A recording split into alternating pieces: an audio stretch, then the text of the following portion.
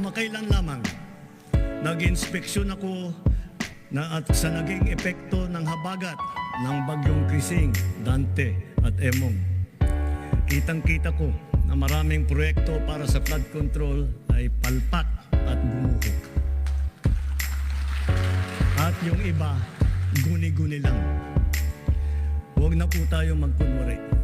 Alam naman ng buong madla na nagkakaraket sa mga proyekto.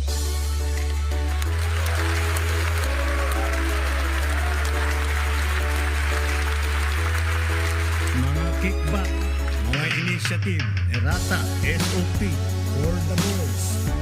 Kaya sa mga nakikipagsabwatan upang kunin ang pondo ng bayan at nakawin ang kinabukasan ng ating mga mamamayan, hiya naman kayo sa inyong kapwa Pilipino.